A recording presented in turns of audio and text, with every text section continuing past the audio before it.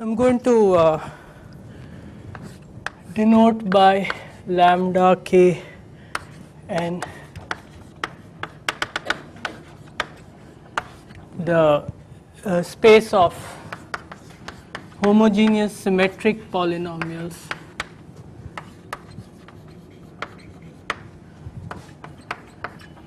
of degree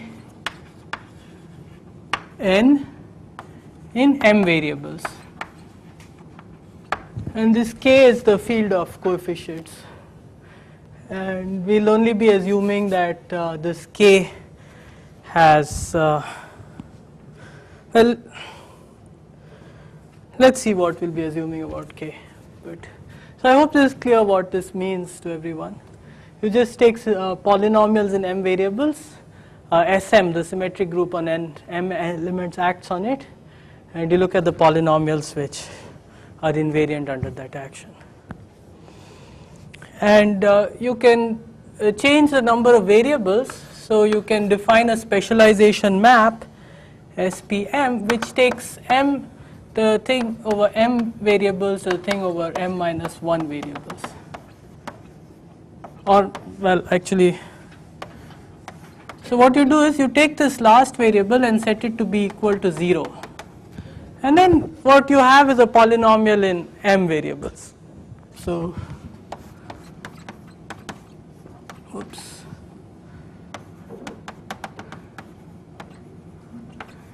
And for example, if you take a polynomial in which all the monomials contain the m plus first variable, then it will vanish. So this is not an isomorphism always, but it turns out that this is an isomorphism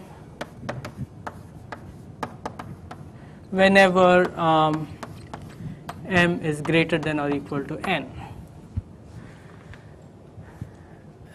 This requires a little thought, but it's not very difficult. In any case, I won't do it now.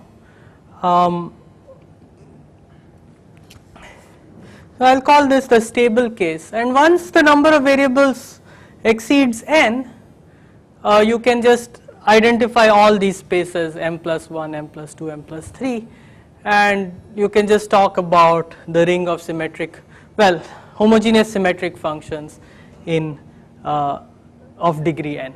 So this will be the stable case.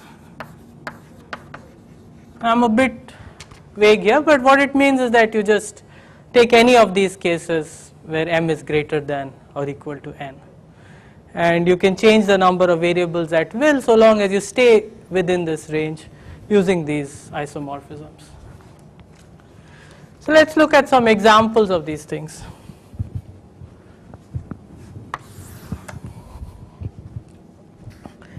So example 1 are power sum symmetric functions. Pn is just defined as x1 to the power n plus x2 to the power n plus xm to the power n. So this is a power sum, and given any partition mu equals mu1 dot dot dot mu m. Now with partitions, if it has fewer than m parts, I'll just make it m by putting some zeros at the end. So we won't worry too much about that, but certainly this mu cannot have more than m parts. Well, I guess here it doesn't matter. So okay, so we get p mu to be the product p mu1, p mu2, p mu m, and if this is a partition of the integer n, then this thing, well, this will have degree mu1, this will have degree mu2, and so on. So this p mu will have degree n. This p mu is a homogeneous symmetric polynomial of degree n in m variables. And let's look at another example. These are the Schur functions. So these were defined by Cauchy as follows. Suppose you have integer vector alpha 1, alpha 2, alpha m, and we'll be assuming that these are non-negative integers. Then you can define an a determinant A subscript alpha as x1 to the power alpha 1, x1 power alpha 2, x1 power alpha m, x2 power alpha 1, x2 power alpha 2, xm power alpha 1, xm power alpha 2, xm power alpha m.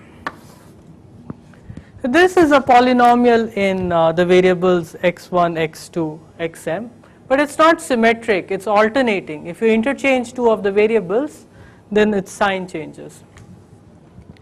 As an example of this is take as alpha delta, which is m minus 1, m minus 2 down to 0. Okay, then A delta is just the van der Waals determinant.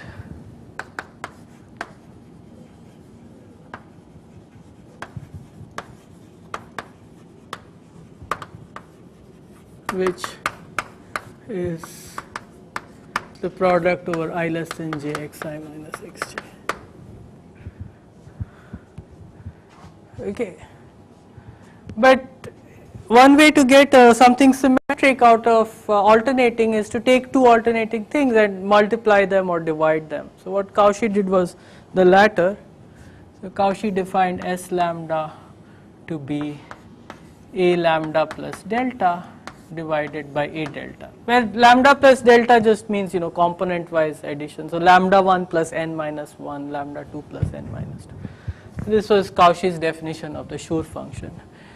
And it turns out that this is actually a polynomial, that these factors, it's not so difficult to see that those factors can actually be taken out of this. Okay, so one important fact is that these S lambdas, as let's assume that m is greater than or equal to n, then S lambda as lambda runs over all partitions of n is a basis for lambda. So I'll just write lambda k n. I won't put the number of variables, we are assuming that you take the stable case. So the Schur functions, they form a basis for this space of homogeneous symmetric functions of degree n. Okay, so you can take any symmetric function of degree n and expand it in terms of Schur functions. And a very important example of this is the Murnaghan-Nakayama rule,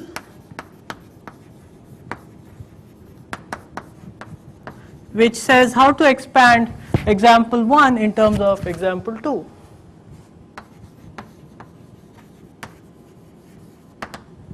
It says that P mu is a sum over all partitions. So let's say mu is some partition of n, and the coefficient of S lambda is the character of the representation of the symmetric group corresponding to lambda evaluated at an element with cycle decomposition given by mu. That means its cycle decomposition has the cycles are mu1, mu2, mu3, those are the sizes of the cycles. So in this case we are assuming that the characteristic of k is at least n. In that case the representation theory of the symmetric group Sn is semi-simple. I mean the all representations are completely reducible and the classical character theory goes through, or you can just take characteristic 0 if you like, but in any case this is the identities. So that nicely links symmetric functions with the representation theory of symmetric groups. Okay, I won't give a proof of this either today, but let's just take it as a for granted. You will find a proof in my earlier lectures online or in the notes. So Okay, so that's the Murnaghan-Nakayama rule. Okay, now let's just see a nice trick for computing how to expand something in terms of Schur functions. Before we do that, it's convenient to just define an inner product. Well, I should say a bilinear form. You just say S lambda S mu is delta lambda mu. The advantage of this notation is that if I want to expand something in terms of Schur functions, then I can write the C lambda as just the inner product of S f against S lambda, instead of always saying expand with respect to Schur functions and then take the coefficient. So that's the advantage of this. And so let's just say we have this kind of expansion. How do we find these C lambdas? So here's a nice trick for that. So take this expansion, then I can rewrite this as f a delta is equal to, just multiply both sides by a delta, C lambda a lambda plus delta. Right? Okay. Now both sides are alternating polynomials. Okay. The first thing to note is that if you have an alternating polynomial, you cannot have monomials like x1 squared, x2 squared. You can't have monomials where two variables are raised to the same power, because maybe even x3 to the power 18. Okay, so it doesn't matter what the other variables are raised. But if these two variables are raised to the same power, then you can take the odd permutation of this, just interchanging these two variables. This monomial remains the same, but because it's alternating, the sign of its coefficient should become negative. So the sign of its coefficient is equal to its negative, so the sign of the coefficient should be 0. So these sides only have monomials with distinct powers. And if you have any monomial with distinct powers, you can just permute it to get powers in strictly decreasing order. So if you just know the and then alternating says that, you know, if you know the coefficient of monomials in strictly decreasing order, you know the coefficient of all the monomials.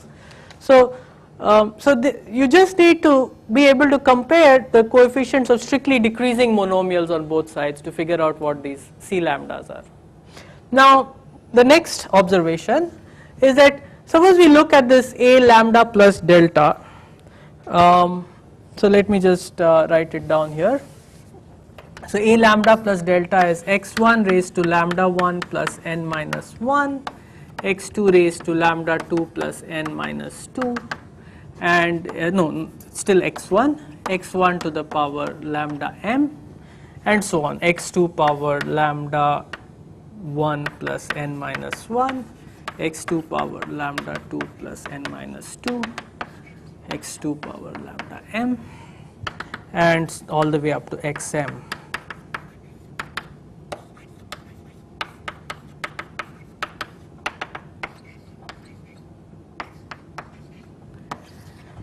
Now if you expand this out using the as an alternating sum over the symmetric group, this is A lambda plus delta. Now suppose you expand this out, then you get a sum over the symmetric group of you take some, you take the I comma wi'th element and multiply them all, right? Now this lambda is a partition, so lambda 1, lambda 2, lambda m are in weakly decreasing order, which means that the lambda 1 plus n minus 1, lambda 2 plus n minus 2 and so on are in strictly decreasing order. Okay. So now how many strictly decreasing monomials are there in this determinant?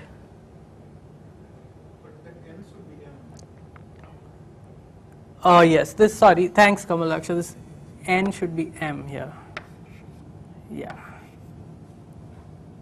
otherwise it won't fit in the matrix. Okay, yeah, so how many strictly decreasing monomials? Suppose you start here, you cannot come back here, right? But when you're choosing your term in the expansion, you have to go through every row and choose one element. so that you can't really do if you start here. So you must start here. And the next stage, where can you go? You can't go beyond this because again you won't have enough room to choose what happening there. So there's only one strictly decreasing monomial here. And what is that monomial? Well, it's just coming from the diagonal. So this has only one strictly decreasing monomial.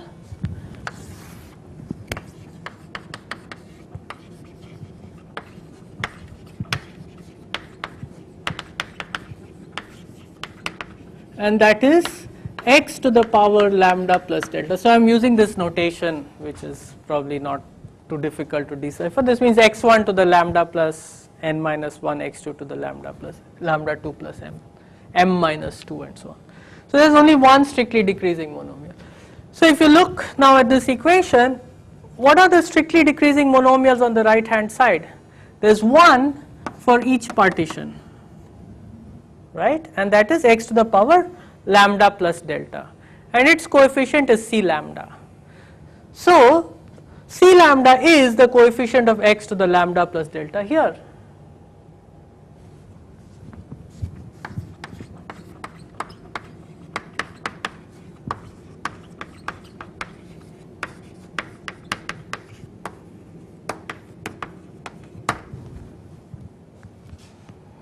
If we want to find out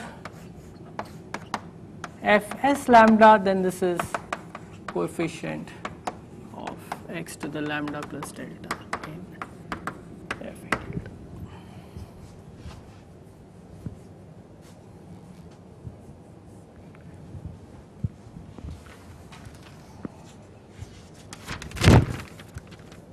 Let's try an example of this.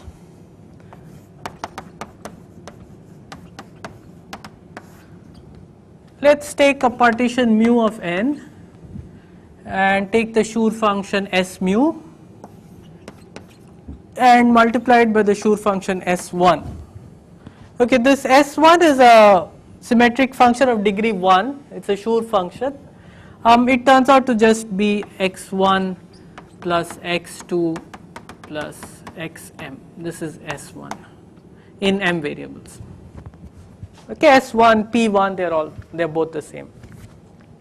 Okay, so let's look at this S mu S1 and let's try to expand it in terms of Schur functions. Now this lambda will be a partition of n plus 1 because this degree has gone up. So we're just asking, how does this product of Schur functions expand as in terms of Schur functions? And well, this is actually equal to the coefficient of x to the power lambda plus delta in, so we multiply this by a delta, so s mu a delta is a mu plus delta, and then s1 is x1 plus xm. Okay, this is a strictly decreasing monomial, and how can I get so I take to get monomials in this product, I would take a monomial here and just increase the power of one of the x's by 1, right? Just take a monomial here and increase the power of one of the x's by 1.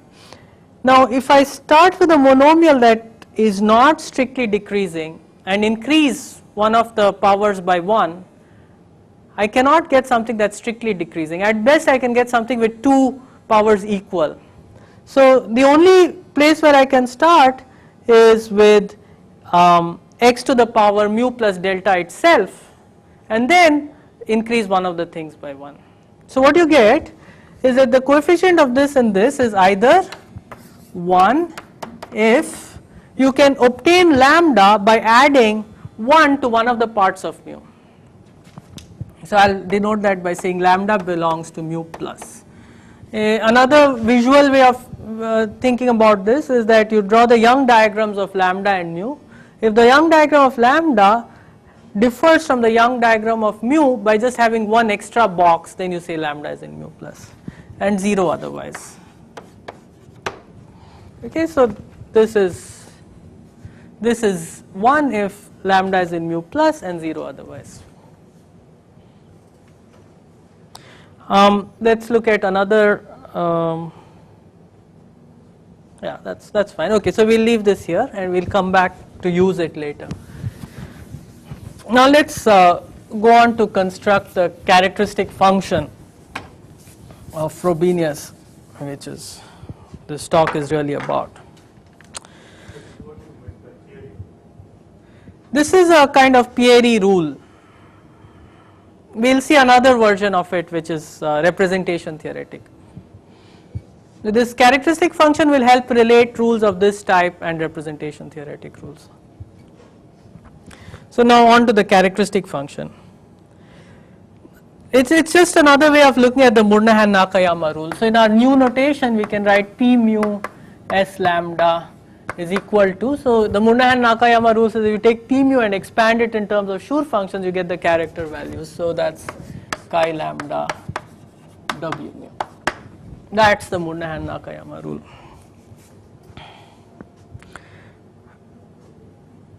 Okay, now let me just remind you some basic representation theory. Let's denote by Rsn the space of k-valued class functions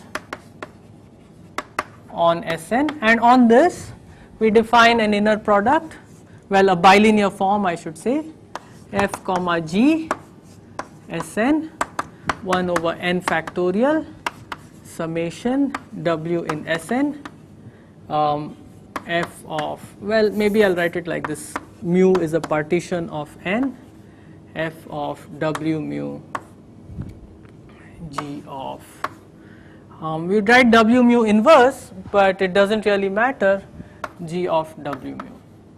You can write an inverse, but in the symmetric group every element is conjugate to its inverse, so we don't need to worry about this.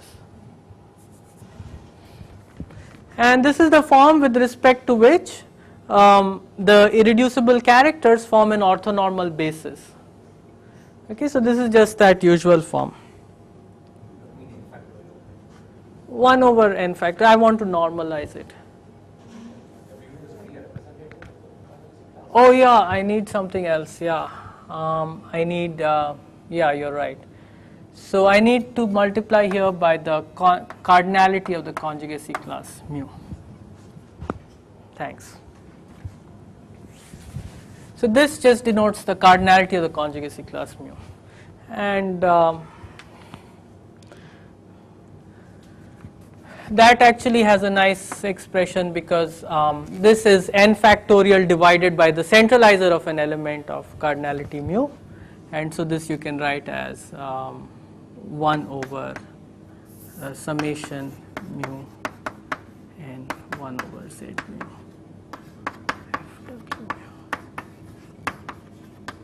This is the cardinality of the centralizer of an element of with cycle decomposition mu. Okay, so now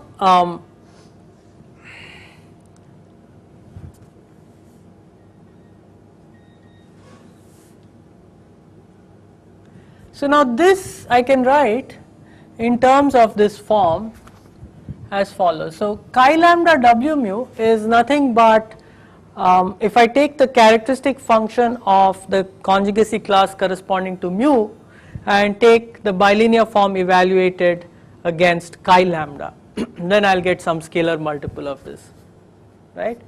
So let me go to the next board.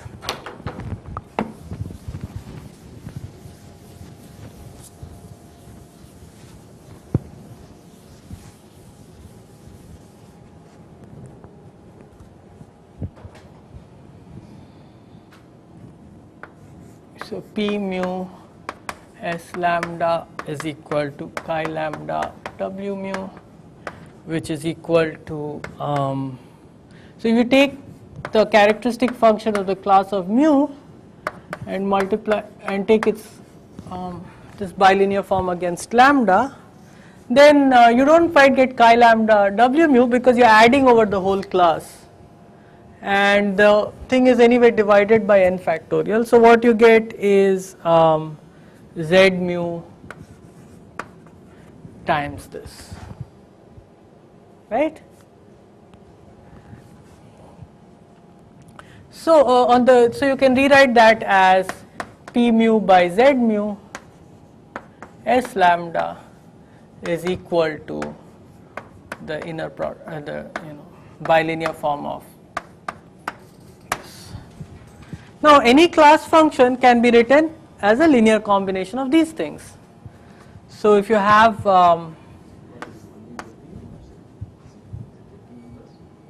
it's 1 by Z mu, because I just brought the Z mu over to this side.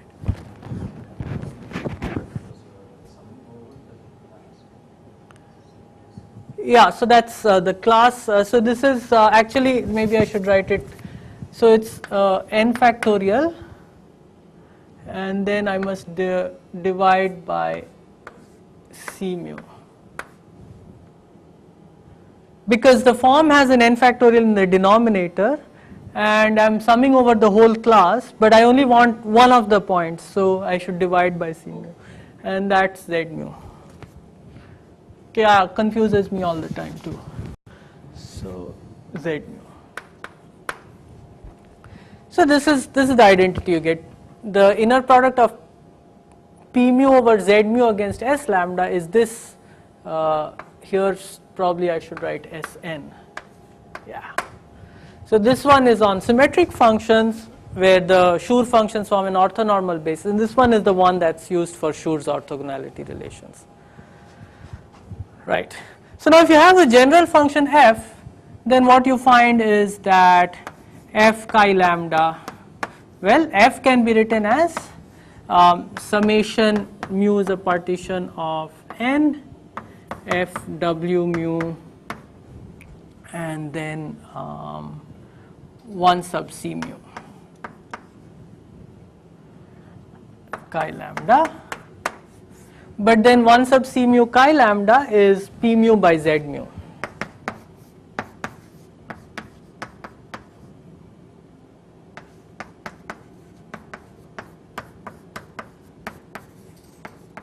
Sorry, not, yeah. Is something wrong? Yeah, that's okay. Yeah, and here I should write S lambda. It's just using this thing and linearity.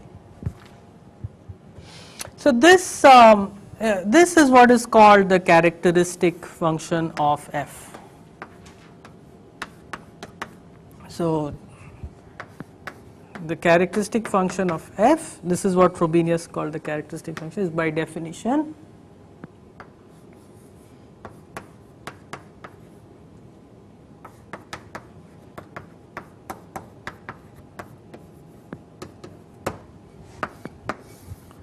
the sum over all partitions of n, f of w mu, p mu by z mu. We assume that f is a class function. Okay, so what this tells us is that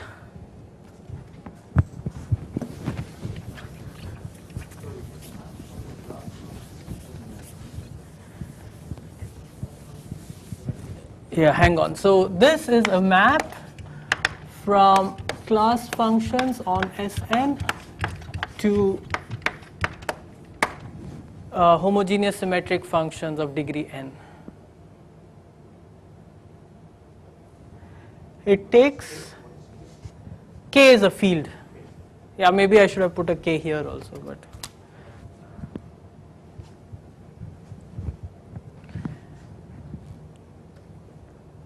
okay, and we are assuming that the characteristic of k is greater than n, or greater than n, yeah.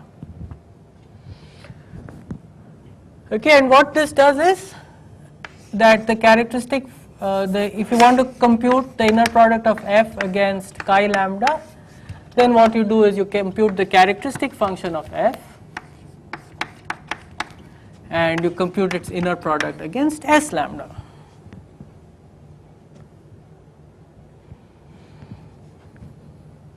Now here's a nice observation, that if you take chi mu against chi lambda, well, Schur's orthogonality relations tell you that this is 0 if lambda is not mu, and 1 if lambda is equal to mu. But this is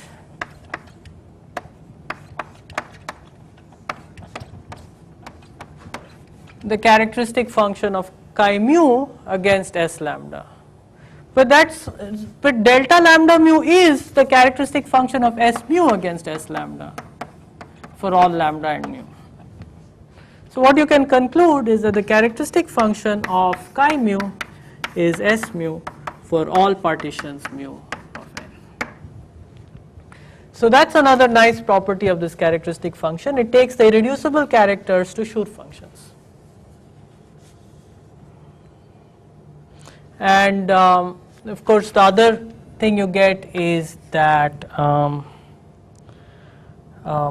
if you take FGSN, then this is equal to characteristic function of F. It's an isometry, so to speak. Just because this is true for irreducible characters chi lambda chi mu, it's true for bilinearity for every function. So you can see that it's an isometry from this space to this space. Okay, let's now apply what we have learned to. So we'll use this thing, what we'd like to call a Pirie rule, to derive another thing that's called Pirie Rules. So what we want to do is we'll start with a partition of n plus 1. We'll take irreducible character of Sn plus 1 corresponding to mu. So take mu is a partition of n plus 1, take chi mu.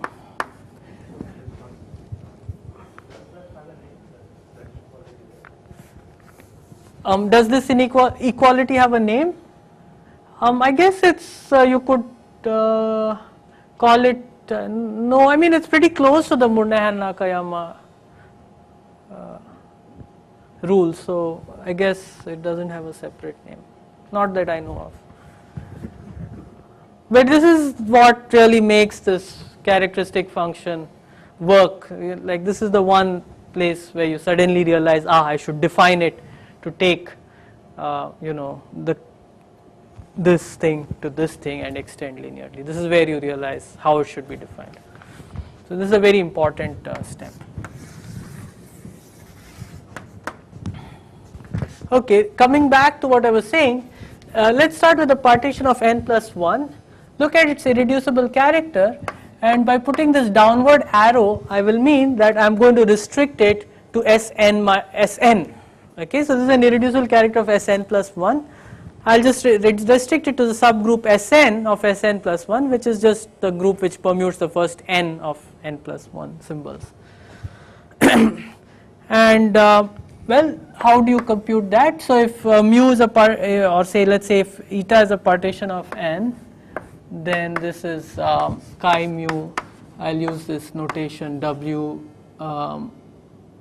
eta comma 1.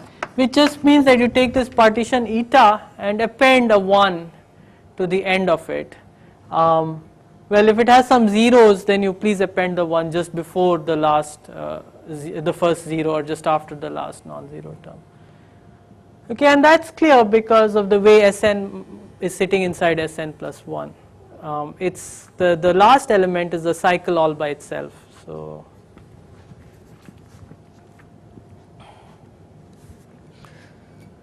And this, by the Murnaghan-Nakayama rule, is P eta P1. This is where the the power sum symmetric functions are defined multiplicatively. So this becomes really nice. It's just P eta P1 S mu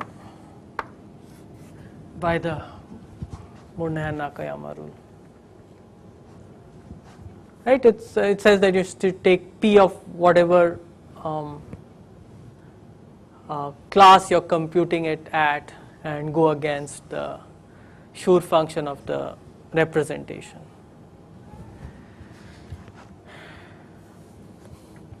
Okay, so let's keep that in mind and let's try to compute what the goal is, I have this representation of Sn plus 1, I restrict it to Sn, I want to know how does it break up, what are the irreducible representations occurring there. And so what you want to really compute is this, right? And now we know how to do this. We'll compute the characteristic function of this and take its evaluate this bilinear form against the Schur function.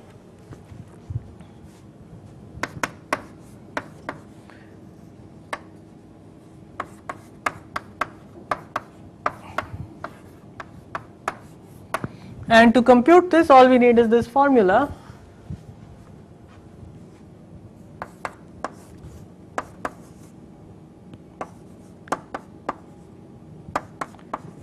So 1 over z eta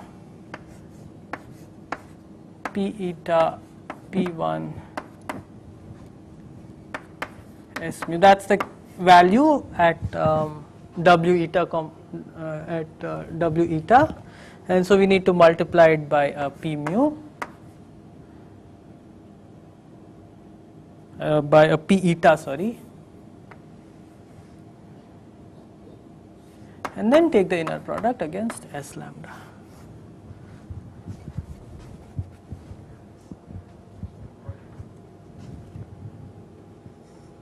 This is just the characteristic function of the restriction of chi mu to Sn using this formula that its value at W eta is this.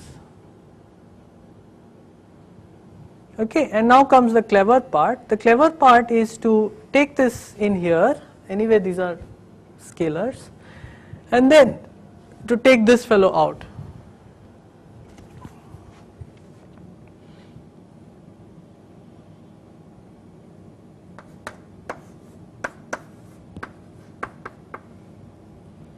And put this z eta also against this. So 1 over z eta p eta s lambda, and then we have p eta p1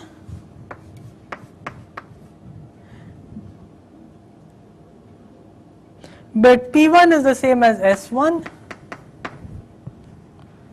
and then we have s mu.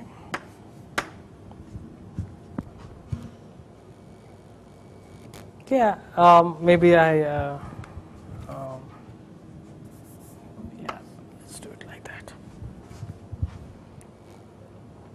so now this S1, it can be taken outside this sum. So it's all this junk times S1. That's a P eta, by the way, it looks something funny. But what is this junk here in the brackets? This looks like a characteristic function, right? It's something by Z eta P eta. So what is this something? This is the coefficient in the expansion of p eta in terms of Schur functions. So this is actually the characteristic function of chi lambda, and therefore this is S lambda.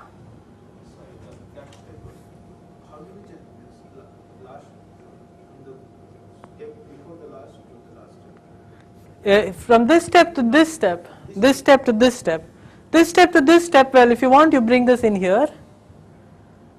Then you so then you can write this as 1 over z eta p eta s lambda, and then you bring this out next to it, and then use linearity to take it out again.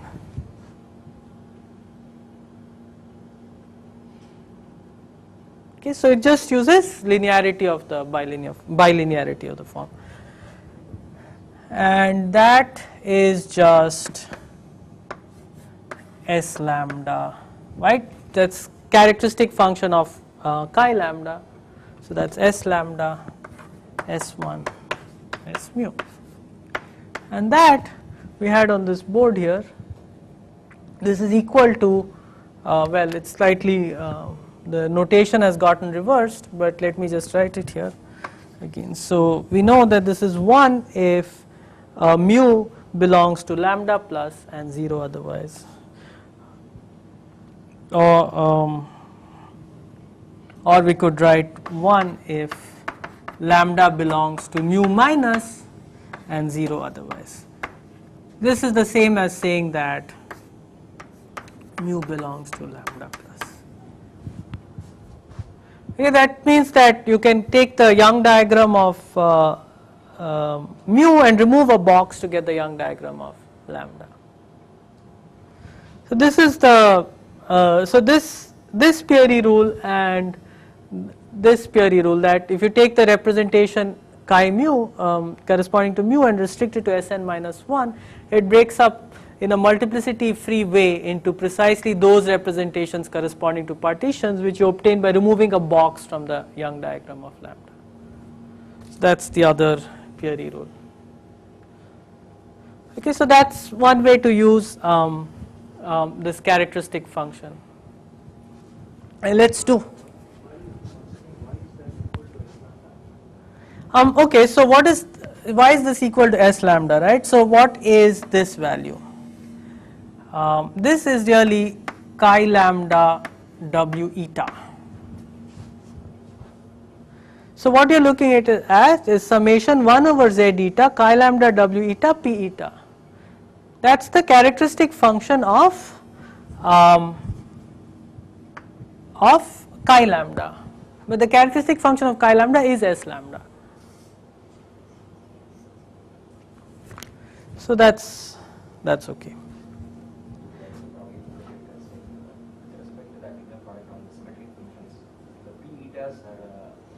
Orthogonal basis with norm Z p.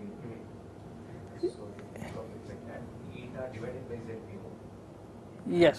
Eta, they form it's almost orthonormal. So this is the expression of S lambda with respect to that basis.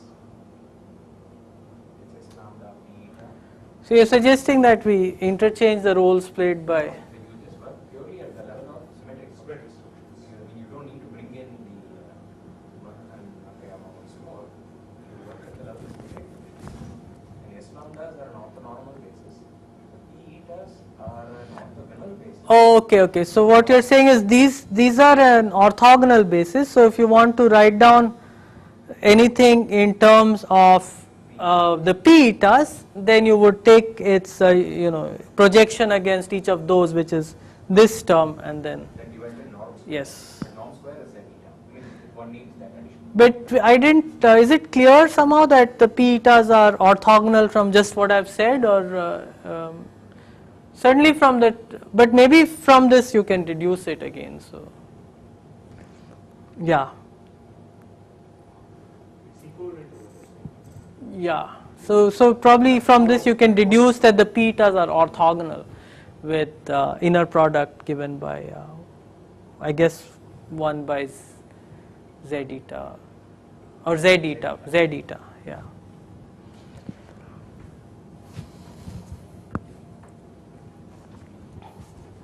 Okay, so we can take this game and play it a little harder and get another nice result.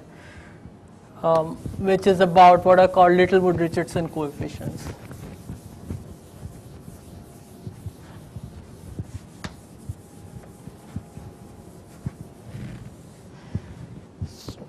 One way to define Littlewood-Richardson coefficients is this.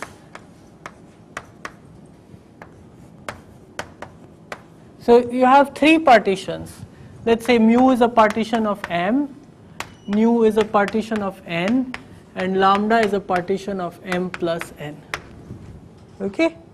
Then you take S mu, S nu. This is a homogeneous of degree M, this is homogeneous of degree N. So this product is homogeneous of degree M plus N. So you can ask, okay, what happens if I expand it with respect to Schur functions of degree M plus N? And the answer is, well, the coefficients are these things. I mean, it's not an answer, but the name of these things is Littlewood-Richardson coefficient. So that's one way of defining Littlewood-Richardson coefficient. But we'll see now a representation theoretic interpretation of them, which will show that these are non-negative integers.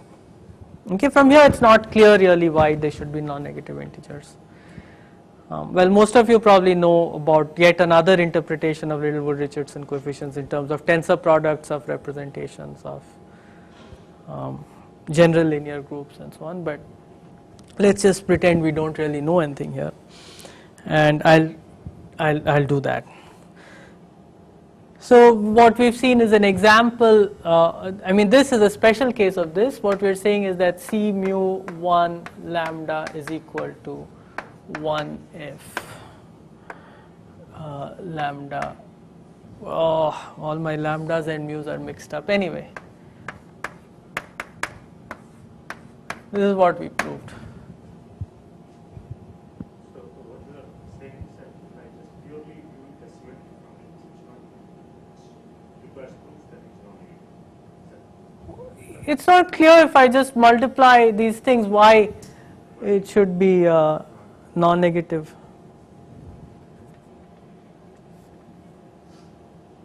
I mean, on the face of it, the way the inner product has been defined, it seems to have very little to do with the multiplicative structure of symmetric functions. We just said the Schur functions are an orthonormal basis, and it somehow doesn't seem to even relate different degrees or anything. So it's definitely not clear why this should be anything nice. But this has a representation theoretic interpretation. And so for this, what we need to do is we need to extend the characteristic function to the product of two symmetric groups. So you take the class functions on Sm cross Sn, and that's nothing but you take the class function on Sm and tensor it over K with the class functions on Sn. And so you define the characteristic function, I'll call it m comma.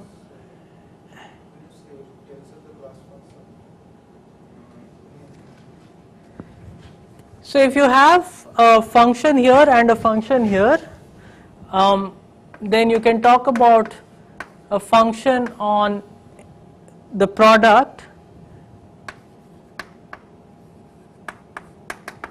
maybe w comma v, f w, g v.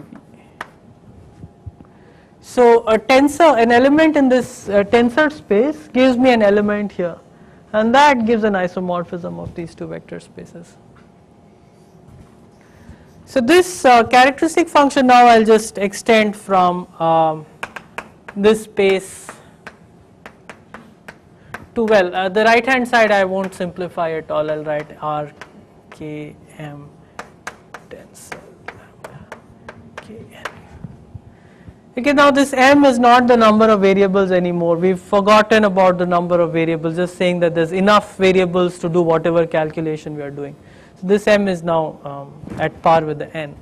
So this is, I just define it to be the tensor product of the characteristic functions at the mth and nth degree. Okay, and there are two things that emerge from this if you just work out the details. And the first is that if you look at this, then you can ask what it is in terms of this interpretation, and it turns out that it is, you take a partition theta, sum over partitions theta of m, sum over partitions eta of n, 1 over z theta, 1 over z eta, f of w theta, w eta, p theta tensor p eta. That's what it turns out to be.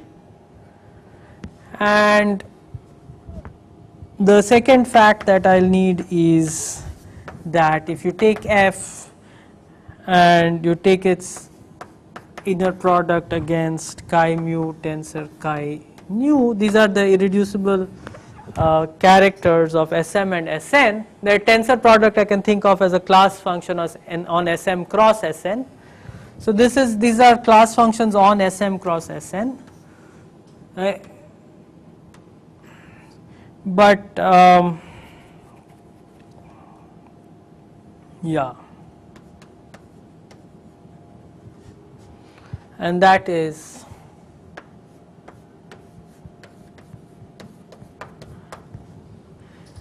the characteristic function of f. I have like 3 different notations now. here I have m comma n, here I have m tensor n, and here I have nothing. So I'll make them all m comma n. And here you have s mu tensor s nu. Right, because the characteristic function now goes into the tensor spaces of the symmetric functions. Okay, and one thing, the bilinear form on the tensor space is the product for pure tensors, it's the product of the bilinear forms. Yeah, all this is from definitions and keeping track of how things work for tensor spaces. No, I mean to say, there is no content to that right now. No, there's really no content. There is no content. I mean, in the sense it's, yeah, there's no trick or anything, it's just. Okay, so now we are ready to do the analog of, get the representation theoretic interpretation of Littlewood-Richardson coefficients. So the thing to look at in this case is you take a partition lambda of m plus n. This is like we're taking a partition lambda of n plus 1. Now we are generalizing it, we're taking m plus n. And now what we'll do is we'll take the character chi lambda and then we'll restrict it from Sm plus n to Sm cross Sn. Okay, and let's just compute this against chi mu tensor chi nu.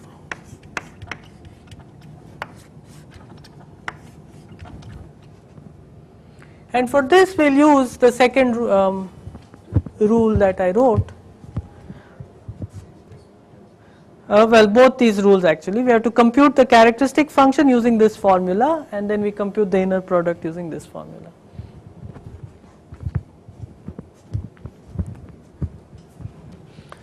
So if we do that, we'll get, now this is a double sum over partitions of m, sum over partitions of n, 1 over z theta, 1 over z eta, chi lambda, w theta comma w eta. Right, we are just taking a pair now, Sm cross Sn inside Sm plus n. So this is permuting the first m elements, and this is permuting the last n elements. And then, as I said, it should be p theta tensor t eta, and then I need to take the inner product against s mu tensor s nu.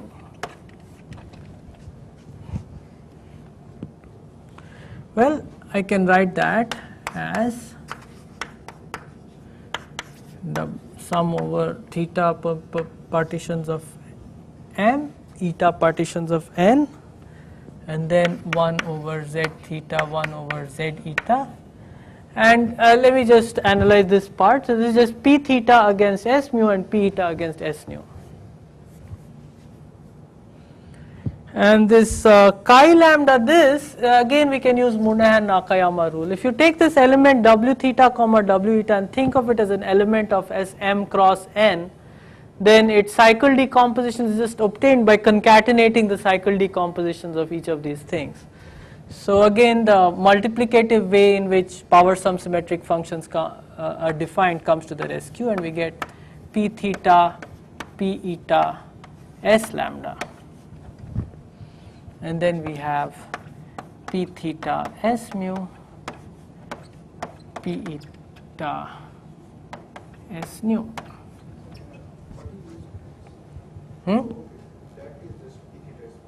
Yeah. This thing is just this. Yeah.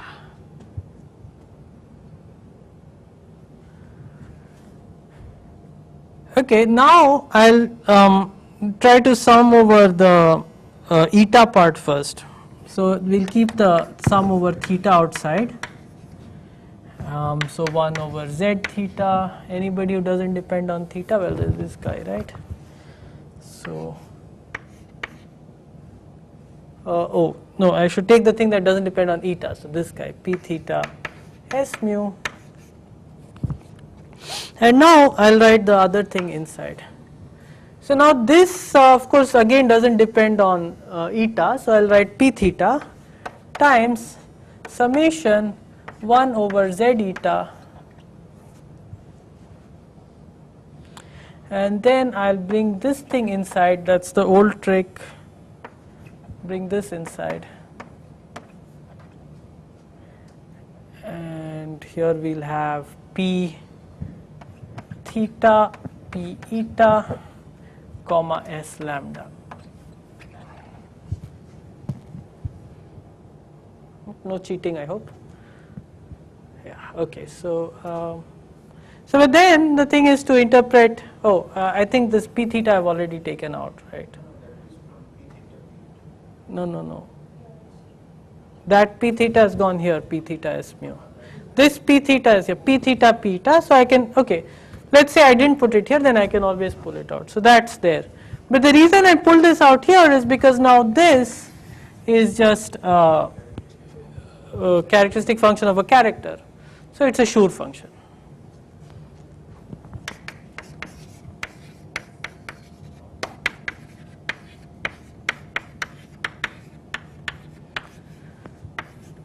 P theta characteristic S nu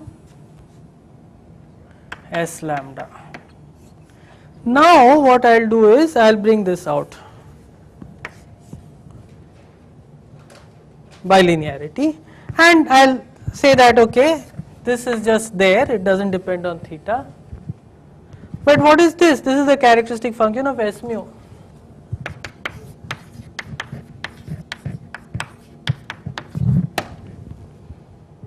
That's it. Okay.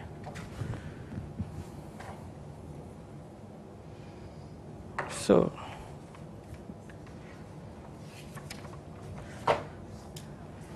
thank you. So,